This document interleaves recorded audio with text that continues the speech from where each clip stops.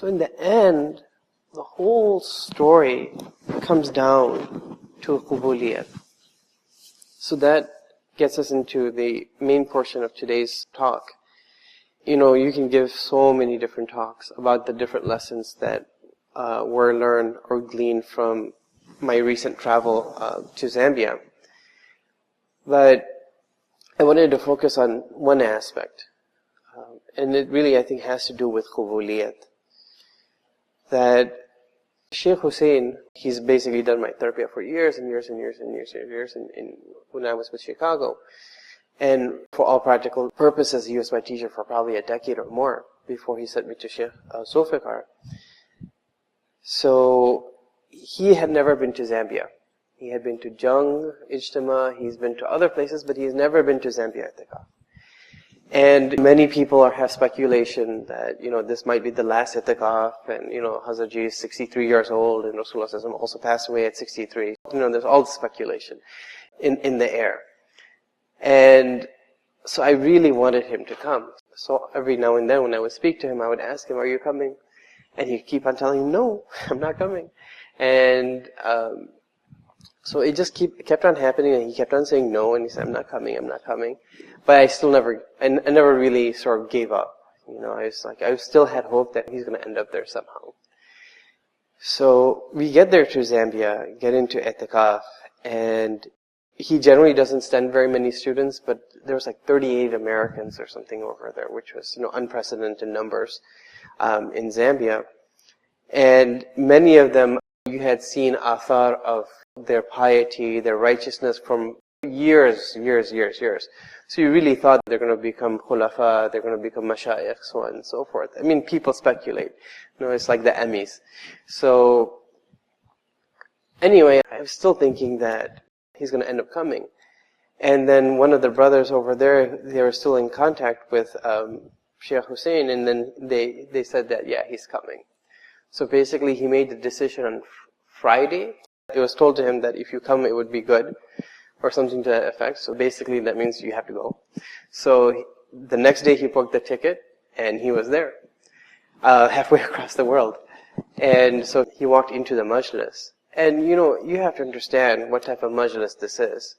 I mean, there's 500 to 600 people there, and each person is like, you don't know which big sheikh you're standing next to. You're going to be sitting in the bathroom line waiting to go to the bathroom.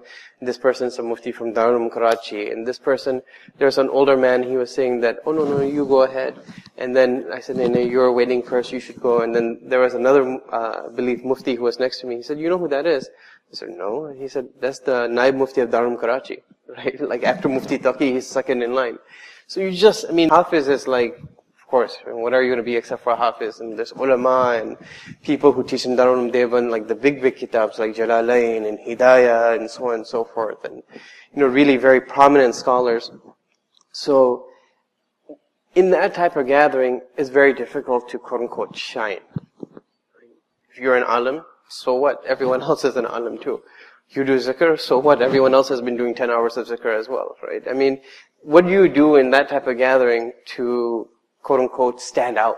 You can't do anything, because everyone else is also working hard, everyone else is also working on themselves, everyone else is trying to purify themselves. So it's very difficult. And when Sheikh Husain walked in, all these people stood up and they went to meet him, and it was an ajib manzar. People are probably looking like, who's this person who came out of nowhere? And then, you know, Shaykh Zulfikar is sitting in his hujra, and that's very difficult to access for anyone to get in there. I mean, extremely busy, there's so many high-level decisions to be made, and he's getting called in, and he just walks straight in, and then he walks straight out. People are like, who is this person? He just walks out of nowhere. He doesn't have a big amama. He doesn't have an amama, to tell you the truth.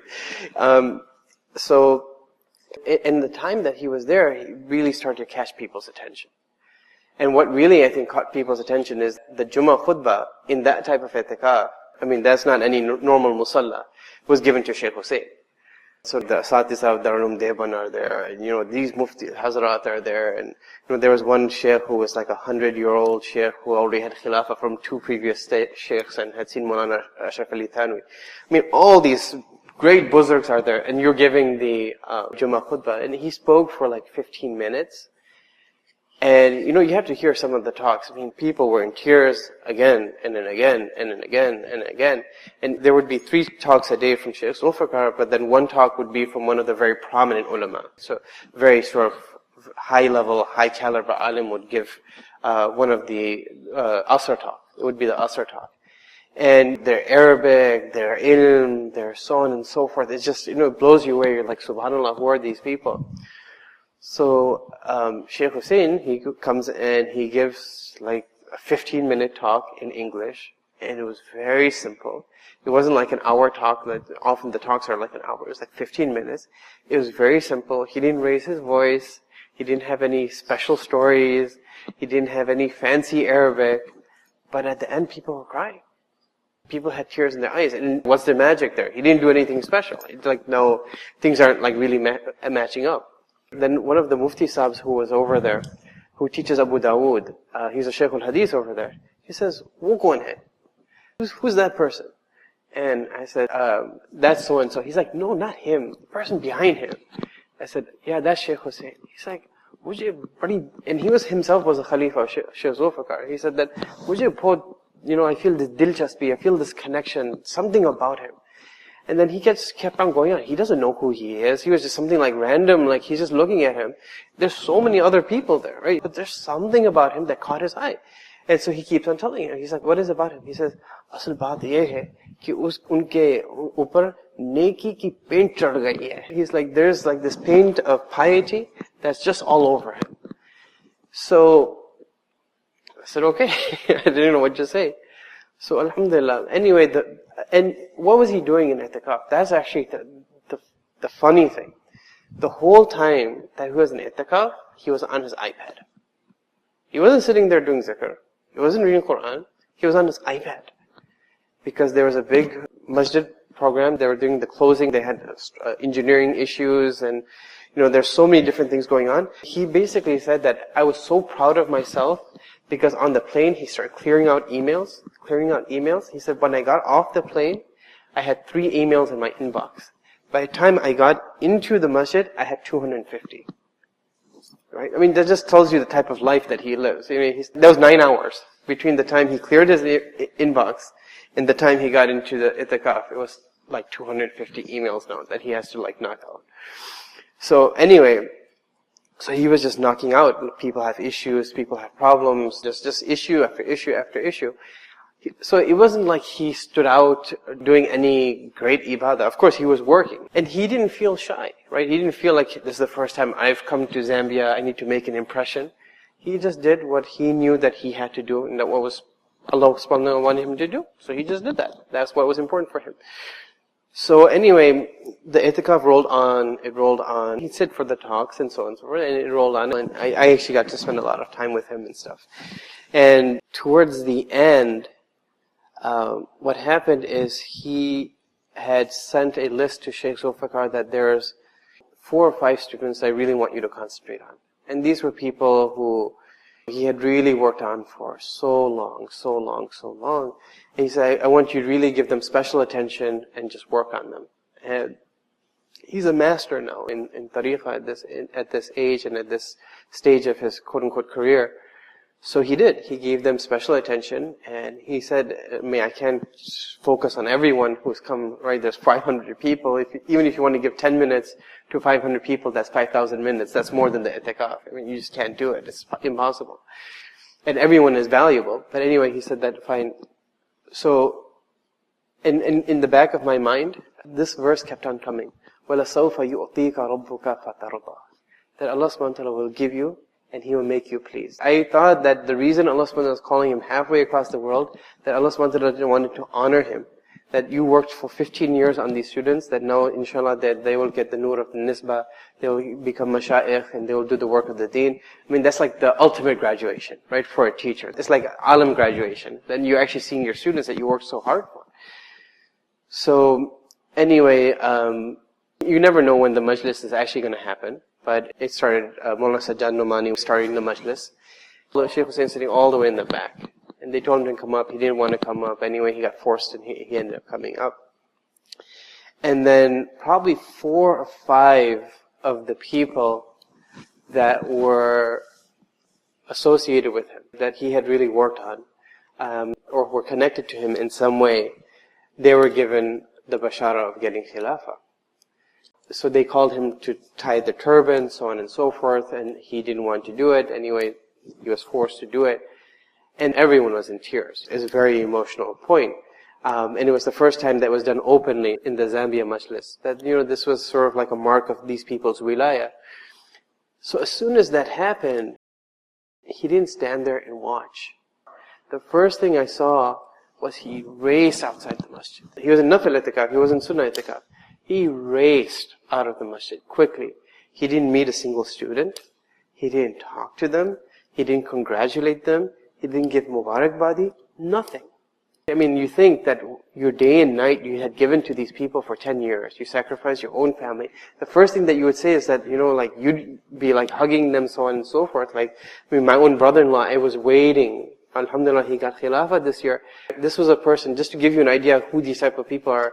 When he was driving to work, he would memorize Qur'an by listening until he became a Hafidh, and he never told anyone. He became full Hafidh, and he said, I'm going to save this as a gift for my parents on the day of Qiyamah. I mean, these are the type of people who these people were. And then finally, Tarawih, Allah subhanahu wa ta'ala opened that up. It didn't stay secret, but his intention was that, right, when he was actually doing it. So he didn't meet any of them. And he went straight out of the masjid. And the only thing I could remember is that when Rasulullah ﷺ, when he was entering Mecca on the conquest, he didn't enter like a conqueror. Right? He entered so humbly that his head was touching the back or the mane of the horse that he was riding. Alhamdulillahi wahda. Right? Or kama qal, that all hamd is for Allah subhanahu wa ta'ala. He defeated all the people by himself. And he was completely humble. So the first iltija, the first knee-jerk reaction, I mean, if it was me in that situation, I would be at least meeting the people, but his first knee-jerk reaction was to thank Allah. Because all of this was from Allah. He didn't see it coming from himself. And then afterwards, I remember they have like snacks at midnight.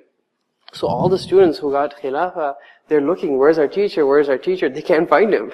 So they're searching.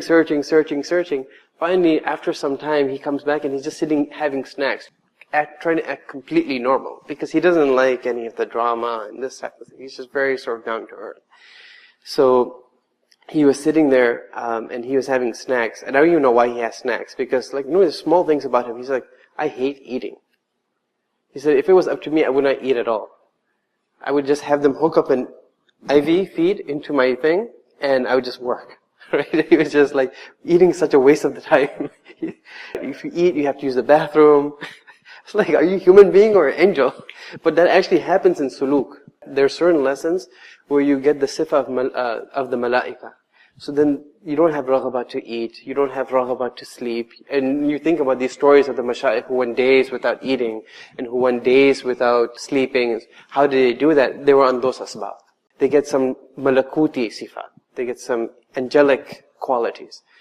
So he's like, yeah, I wouldn't want to eat. Anyway, he sits with everyone because it's weird if he doesn't. So he was sitting there, and then one of his students who was there, he came, and this is like Monday, Thursday fasting, and this, that, and the other.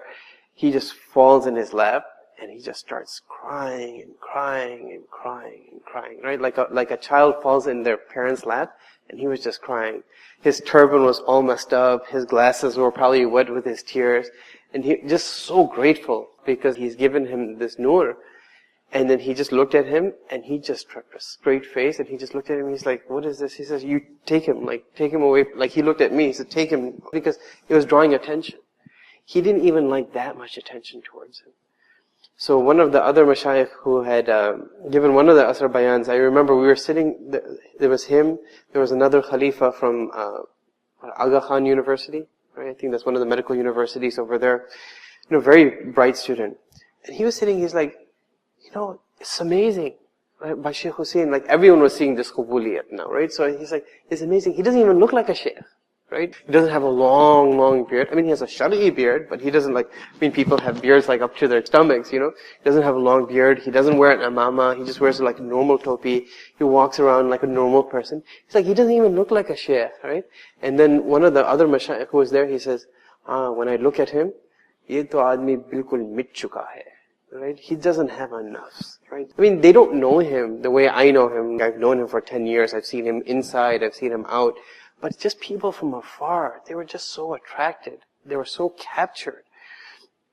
And so everyone was seeing this. And I think the icing on the cake was really at the end, where the ulama of Deoband, and I went and talked to them later, and I said, we just hear about Deoband and it's like a Harvard for us, and we just, we look up to you throughout the world, and you guys are actually teaching this. It's such a great honor for us that you're here, and this and that.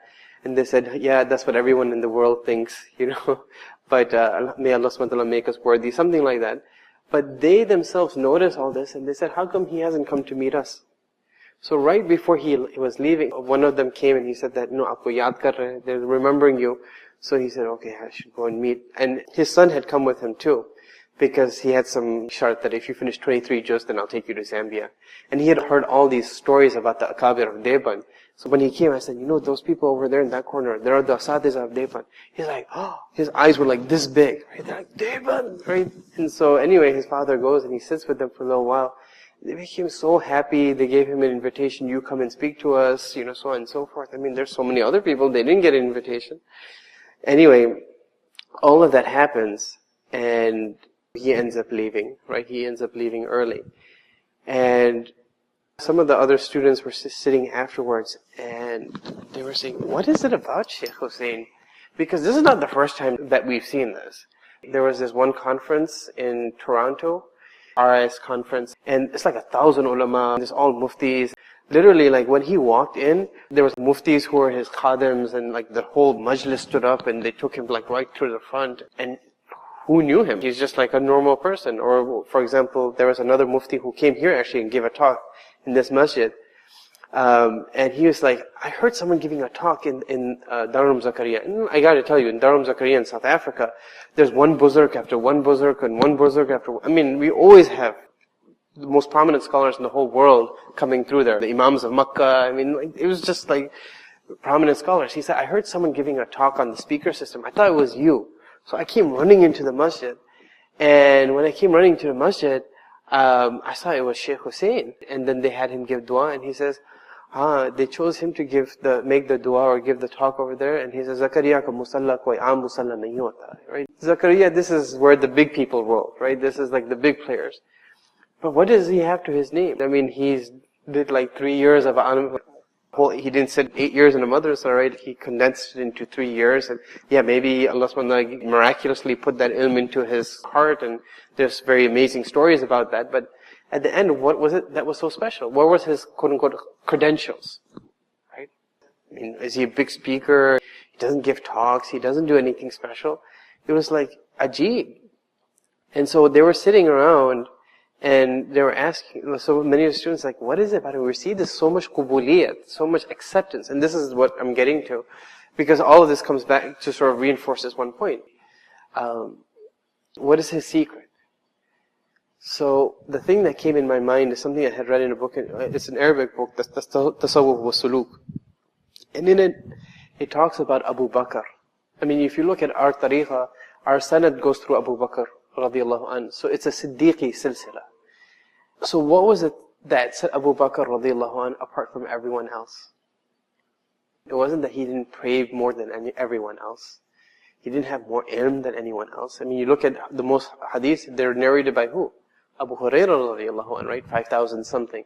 Abu Bakr radiallahu anhu narrated like 50 hadiths or something. It's very small number. He wasn't known for his great ilm, so on and so forth. But his wife was asked, what is it about Abu Bakr? What is it about Abu Bakr that made Abu Bakr Siddiq? كَانَ شَيْءٌ فِي قَلْبِهِ. There's just something in his heart. Right? He was real. He was pure. He was real. So there's two principles I talked about in the beginning, that no kota nahi chalta, you can't be counterfeit. And he was so real that Rasulullah said, every time I presented his message to someone, everyone did some type of analysis. Everyone did some type of calculation. Everyone did some type of decision making. This is how we live as human beings. That you evaluate the benefits, the harms, and you make a decision. Abu Bakr radiallahu anhu, he didn't evaluate. He just believed. That's why he was Siddiq. And it was those type of things about him that put him in a complete different category. I mean, you look at Sheikh Husain, and what was it about him? It was a simple sincerity, and he sat in one place, in a basement, really, in Chicago, and he worked on a group of people for 15 years. He used to get invitations to go and talk here and talk there and this and that. He said, when he first came back to America, this is when Sheikh Hamza Yusuf had just come out, and there's Deen Intensive Circuit and TJ Winters, Abu Hakim Murad, so, and he did a Deen Intensive as well. And he said that I saw people come, and I would give them something, and then it just gets washed away. And he says there's no benefit in that. And you see people, they go to a couple of Deen Intensives and they go on with their life. People didn't change their lives, quintessentially, from the very roots. So he said it's just better that he just sat in some corner, and literally it is a basement in a mosque in Chicago, right? You can't even find the mosque. And he worked on a group of people. And from that same basement, can I tell you what type of people came up? Sheikh Mustafa Kamal, Mufti Kamaluddin. I mean, through him, Sheikh Khalid Sattar, Sheikh Saad Qadri, Sheikh Ashar, Sheikh Abdul Bari, Sheikh Tawqir, Mufti Rabbani, Sheikh Mushtaq, Sheikh Azhar was, I think, also connected to him, Sheikh Basarat, Sheikh Zayd. I mean, there was a time in the US, maybe 5 years ago, I could name you maybe 10 sheikhs, right? Each one of these people are themselves influencing the life of God knows how many people. And all of them came out of that little basement. There was no marble, there was no lights, there was no drama. It was just people sat and they did ibadah. And they were real. And they worked. And then the goal was Allah, and that was accepted to Allah. And so you don't need big institutes. People think that, if we have a big think tank and we have so many PhDs and we'll take over the world. It doesn't take that. It just takes a couple of people who are real, that become accepted to Allah, and then the doors of Allah subhanahu wa ta'ala's mercy open up in such a way that He turns the world upside down for those people. Literally upside down. I mean, you've seen so many examples of people who have that type of qubuliyah. Before they open their mouth, there's actually one maqam that comes with Allah subhanahu wa ta'ala, that Allah subhanahu wa ta'ala, because you ask of Him so much, that He doesn't like you to ask anyone else, that if something comes in your heart, Allah subhanahu wa ta'ala fulfills it before you ask. I mean, and I've seen that. There's situations which it doesn't even make any sense. The world literally got turned over just to fit what He would say. I was like, how does that happen? But it does. And it does. And it comes with just, there's no glamour in it. There's no show in it. Now people start saying stuff like, he's the biggest sheikh of tasawwuf in America and this and that. Regardless, I mean, there was times where he'd be sitting in that masjid and there was no one sitting in the masjid except himself. And he'd give a talk to himself. And he said, when I started, he said, you need to do the same thing. It doesn't matter if anyone's sitting there, you just give the talk. And you just do the work. And Allah subhanahu wa ta'ala will take whatever work He needs to take. They were exchanging stories about some of the early i'tikafs. Those were very special i'tikafs. I mean, one of the people who actually got khilafah this year, he said that people say that it's about a special person at a special time and a special place. And he said, for me, that was a 2003 i'tikaf. It was a life-changing experience. He was in mathematics and he was a teacher, but he changed his life. He became an Aalim. I mean, he went like hardcore. He did the whole course in Bangladesh. Tremendous sacrifices. His brother-in-law lost sight in one eye, had a retinal detachment, became blind when he was in Dawr Hadith. I mean, they gave tremendous amount of sacrifices for the deen. And he says that I'm still to this day living off the phase of that i'tikaf. I'm living off the nur of that i'tikaf 11 years ago. I mean, I just got the text today. I mean, this is what people felt. Because something happened that was magical, that was divine in that basement, and it was just a matter of simple sincerity. And so what was it? It was simple sincerity, like real sincerity. I mean, sincerity to the extent that there was, Allah subhanahu wa ta'ala is pure and He loves things that are pure. I mean, pure to the extent that when he went to Sheikh Yaqubi and he said, can I learn from you in Syria? He was an American from the University of Chicago, a big hotshot. This was 10, 11, 14, 15 years ago. And Sheikh Yaqubi, now you can't even sit in his majlis, right? But at that time, no one used to study with him. His father was one of the most prominent scholars of Syria. So Sheikh Yaqubi, he said that, yeah, come, I'll teach you. So when he came, he never showed up, or something like that happened. And he kept on missing until it was almost time for him to go back, or something like that. And then there was a party he got invited to. He came to that party, and it happened that Sheikh Yaqubi was at that party as well. So Sheikh Yaqubi, he's a Syrian Hanafi scholar. Sheikh Husain, he tried to avoid seeing him, because he said if he sees me, he might see me and feel embarrassed that I gave my word to such and such person, I didn't teach him. He didn't say that what type of sheikh is this, that, I came halfway across the world, I left my degree, I left everything to come seek the deen of Allah, and you start, throwing me to the corner. He said that, and it's probably my insincerity that I was not worthy to be taught by him. Right? It's the same thing, but he looked at it a completely different way. So it just so happened that he was hiding. See, when you try to hide yourself, Allah subhanahu wa ta'ala exposes you. So then Sheikh Yaqubi was meeting, and then he started meeting every single person and shaking their hand before he's leaving. And then he shook Sheikh Husain's hand, and he looked at him. He said, "You're that American." And then he said, "Yes." He says, "Come tomorrow, I'll teach you." And then he taught him, and he studied Nurul Idah one-on-one with him, the whole book. And he studied, which now you can't even think, it's a blessing if you study in his majlis.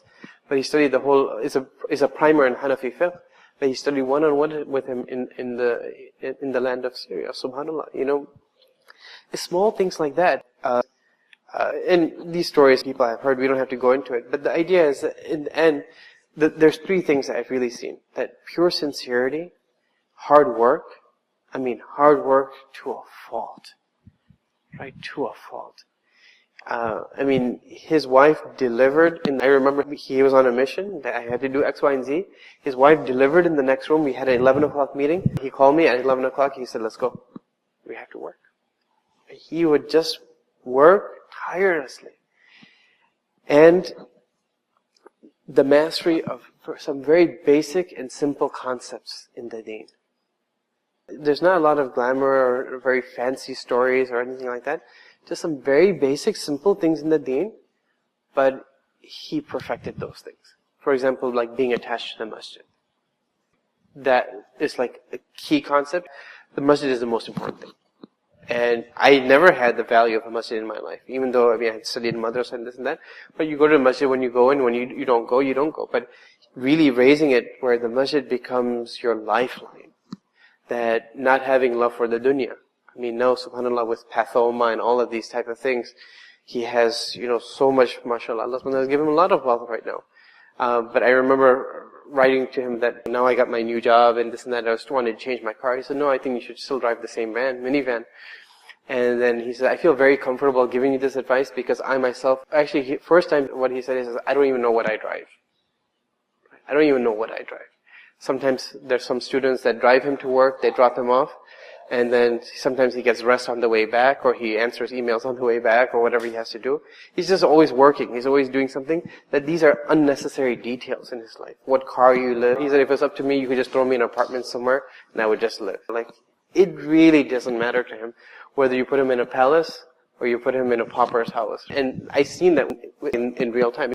And he said, "I feel very comfortable giving you this advice because I'm also driving our old Rutan that they had bought way back in the day."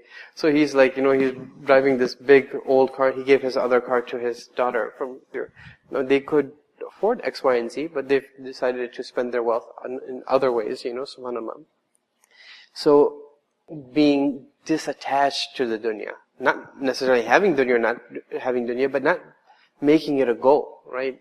Small, basic concepts that we all know that we should have in our life, right? About putting family first.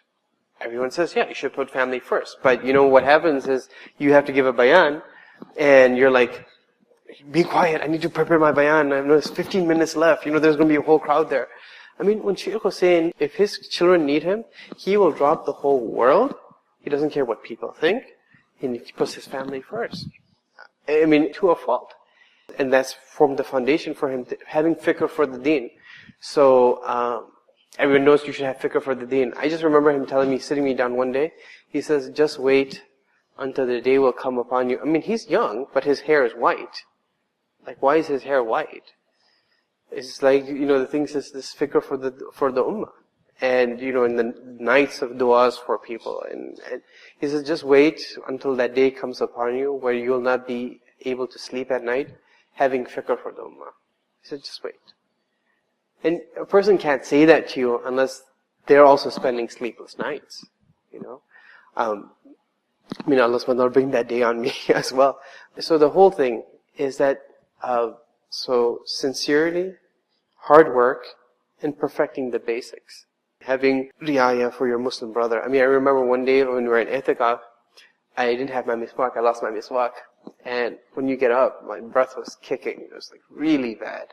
And I felt embarrassed like speaking to him, but he was giving me so much time, so I was, taking soba.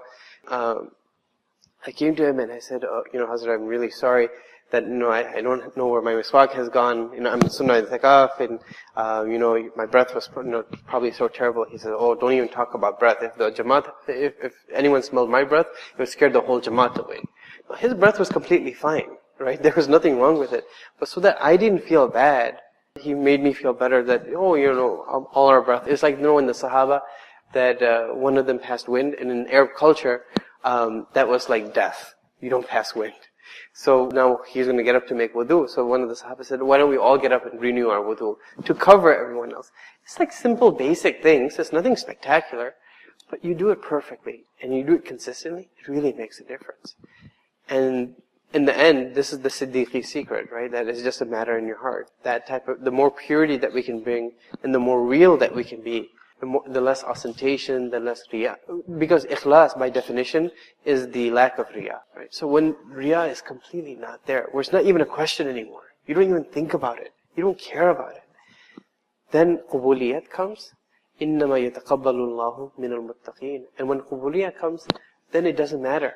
You don't really even have to do the work. Allah does the work for you, right? He opens one door after one door after one door. That was the secret of Rasulullah sallallahu alaihi wasallam. What PhD did he have? What education did he have?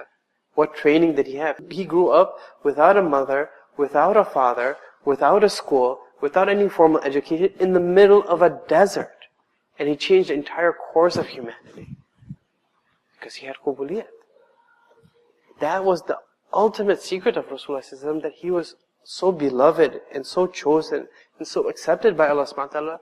Allah subhanahu wa ta'ala would turn over the entire universe for anything that he wanted, for the mansha of his Nabi. If he wanted the qibla change, Allah subhanahu wa ta'ala would change the very qibla for the Nabi Kareem sallallahu alaihi wasallam. Allah subhanahu wa ta'ala was in love with Rasulullah and Rasulullah was in love with Allah. And that was the secret of the Prophet, that was the secret of the Sahaba, that was the secret of the Tabi'een, and that's the secret of the awliya that come after. And the more qubuliyah we have, the more change that we'll see, and more effect that we'll see in our lives. So we pray that Allah subhanahu wa ta'ala makes us amongst those who are true, who have qubuliyah, and that even though we're not worthy to be accepted in any way, shape or form, that just by way of sadaqah, that Allah subhanahu wa ta'ala grants us His qubuliyah in such a way that it will never be removed from us. Wa akhiru da'wana and alhamdulillahi rabbil alameen.